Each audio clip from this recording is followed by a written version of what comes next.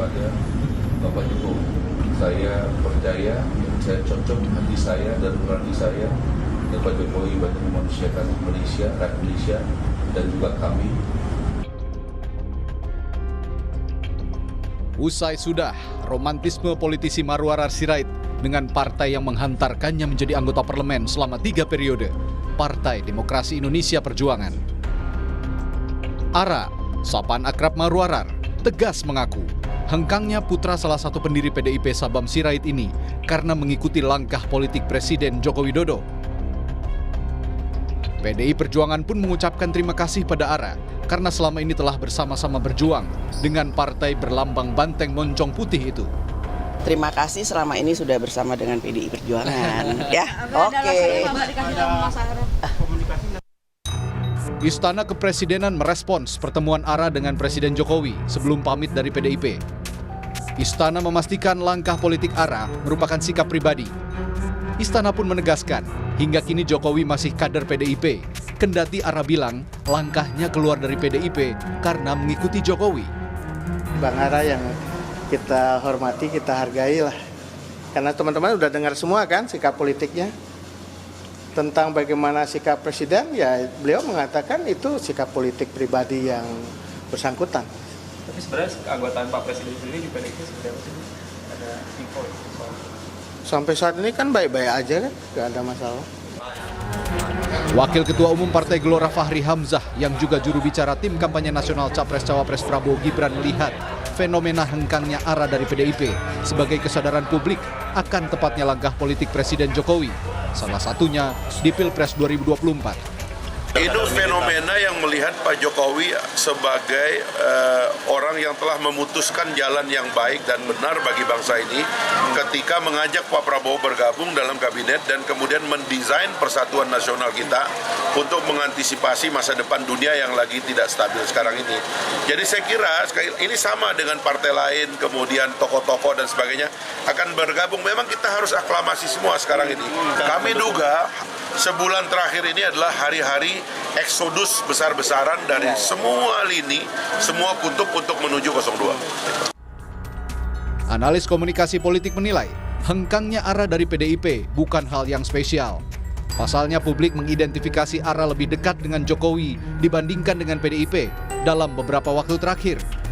ARA mundur dari PDIP itu bukan sesuatu hal yang spesial, Mas. Karena memang hubungan ARA dan PDIP sudah lama tak harmonis dan publik juga tahu ARA memang dalam banyak hal kurang lebih sekitar 9 tahun belakangan ini itu diidentifikasi dan sangat dekat dengan Jokowi dibandingkan dengan PDIP misalnya. Jadi bagi saya ini adalah perkara biasa dalam politik elektoral kita. Nah, yang menarik itu misalnya kalau bagi saya keluarnya keluarga besar Pak Jokowi dari PDIP itu jauh lebih penting dan jauh lebih signifikan. Misalnya Gibran ataupun Bobi, termasuk Pak Jokowi sendiri, sekalipun tidak mengembalikan kartu anggotanya kepada PDIP, tapi kan publik tahu hati, pikiran, dan iman politiknya itu sudah berbeda. Manuver politik di tengah memanasnya kontestasi Pilpres 2024 bisa saja dianggap untuk menggeser opini publik. Namun kini publiklah yang jadi penentu kontestasi lewat kecerdasannya dalam berpolitik. Tim Liputan, Kompas TV.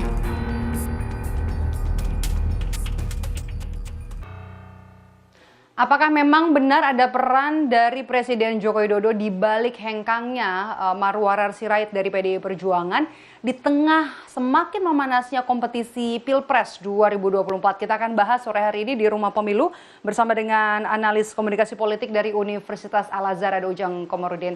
Selamat sore Kang Ujang, apa kabar? Pertanyaan pertama saya langsung, memang benarkah ada peran Jokowi di balik hengkangnya seorang Marwarar Sirait dari PDIP?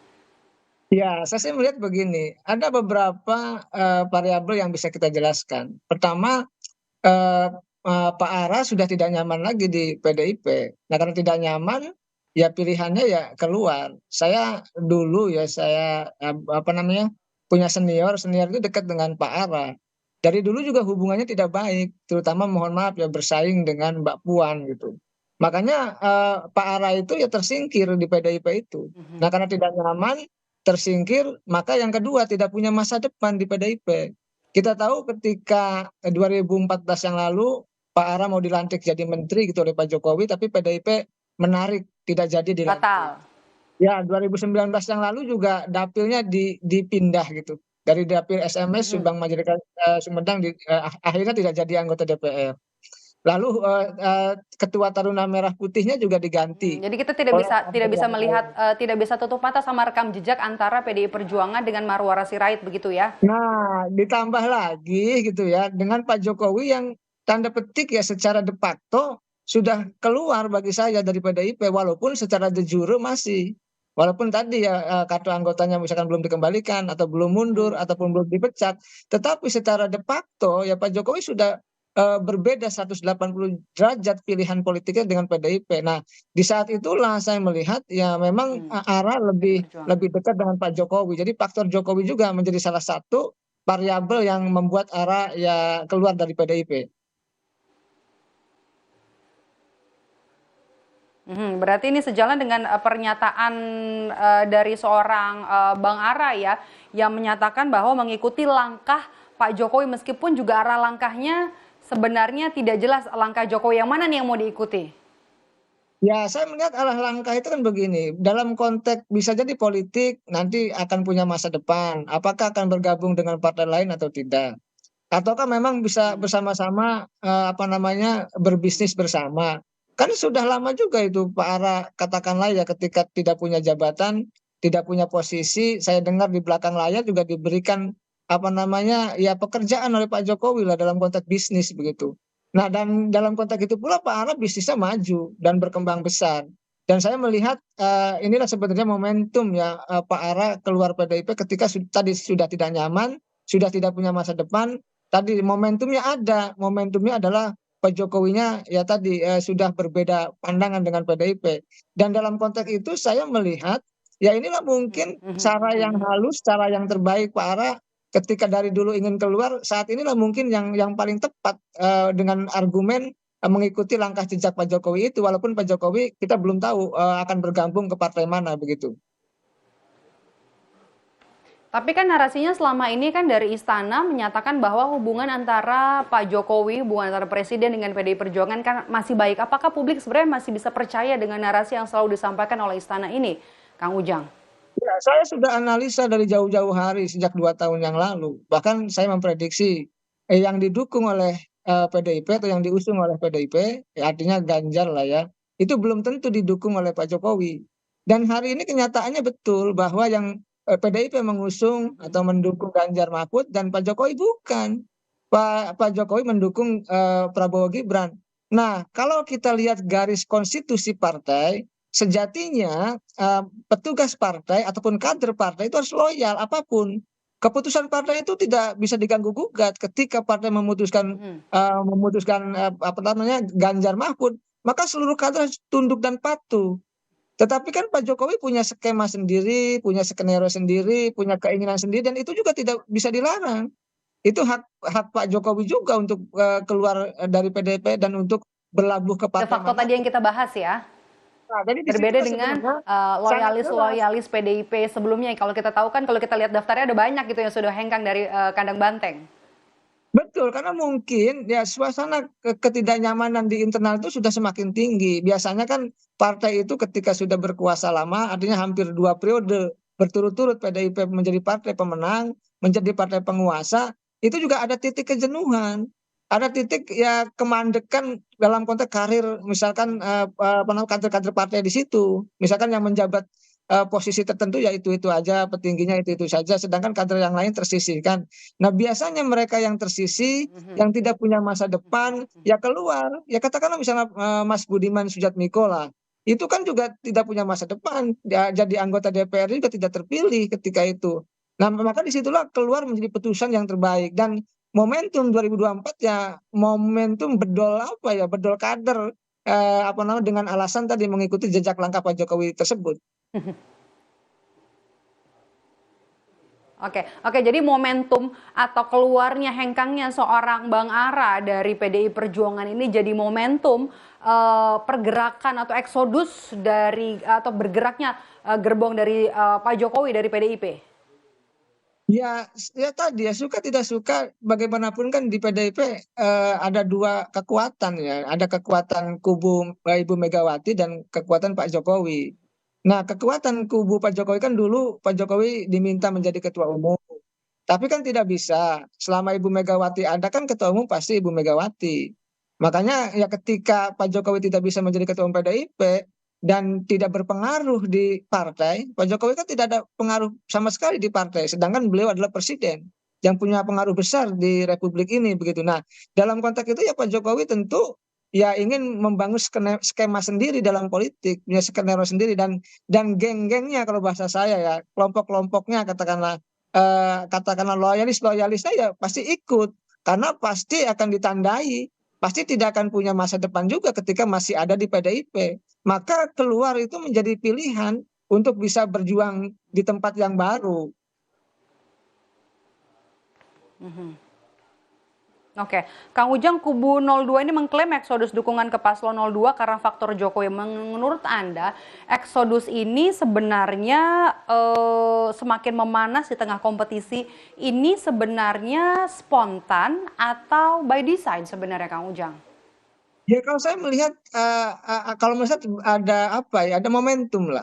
Ada momentum di mana PDIP dianggap dulu partai yang berkuasa, dianggap tanda petik ya, bagi sebagian partai lain kan dianggap sombong. Ya misalkan soal sistem tertutup sendirian, berjuang ini sistem tertutup, yang lain sistem terbuka. Nah lalu dalam konteks politik hari ini dilihat dari apa namanya peta politik yang ada gitu ya, ketika misalkan pasangan Ganjar Mahfud itu ikut kompetisi, itu kan bisa dikalahkan oleh kandidat yang lain, misalkan oleh Prabowo Gibran misalkan. Nah, rasionalitas para kader PDIP itu kan bergabung kepada yang menang. Ya, masa depan politik itu penting. Nah, satu punya masa depan politik, punya jabatan kekuasaan ke depan, di saat yang sama juga menginginkan apa namanya kubu yang menang ketika bergabung itu. Nah, biasanya ya secara naluriah lah ya, secara psikologis yang didukung oleh presiden itu punya kans untuk bisa menang kan begitu. Itu sebenarnya apa namanya lagu lama politik kita bahwa yang didukung kekuasaan, yang didukung oleh tanda petik ya pemerintahan itu punya potensi besar untuk menang. Nah, arah-arah dukungan Pak Jokowi itu kan ke Prabowo Gibran. Sebenarnya secara psikologis seperti itu. Ya itu sesuai dengan narasi yang disampaikan oleh Bang Ara ya, Presiden Jokowi ini mendapatkan approval rating 75-80%. Tapi kalau misalnya kita lihat, ini kan terjadinya setelah HUT PDI Perjuangan, kemudian juga kurang dari 1 bulan jelang pemilu. Ini semakin panas begitu, artinya kalau kita bisa menebak nih Kang Ujang, apakah langkah selanjutnya akan dilakukan oleh seorang Presiden Joko Widodo, kemudian di tengah kompetisi Pilpres, dan yang terakhir juga apakah Anda melihat bakal ada kejutan-kejutan lagi nanti jelang Pilpres bahkan? Ya kalau saya sih melihat ya Pak Jokowi tetap akan bisa terlihat netral di atas permukaan gitu, di atas kertas gitu, karena itu tuntutan ya dari kubu yang lain, dua kubu yang lain termasuk dari publik, dari masyarakat. Tetapi kan kita tahu bahwa soal politik itu ya soal netralitas itu soal sesuatu yang kabur gitu. Netral itu di depan panggung, di belakang itu ya bisa tidak netral. Itu banyak juga terjadi pada ASN gitu, pada kepala desa dan katakanlah pada jabatan seorang presiden. Apalagi kita tahu bahwa yang menjadi cawapresnya adalah Gibran, putranya sendiri. Jadi suka tidak suka, senang tidak senang memang dalam konteks sebagai presiden mungkin akan terlihat netral, tetapi dalam konteks ayah, dalam konteks bapak, maka secara kita tidak bisa tutup mata ya akan fakta itu ya. Kalau salah satu kandidatnya adalah anak presiden. Betul, seperti itu. Baik. Terima kasih. Kang Ujang sudah bergabung bersama kami memberikan analisisnya di program Rumah Pemilu. Sehat selalu. Kang Ujang, terima kasih. Analis politik dari komunikasi politik dari Universitas Al Azhar, Ujang Komarudin sudah bergabung bersama kami di program Rumah Pemilu. Sehat selalu, Kang Ujang.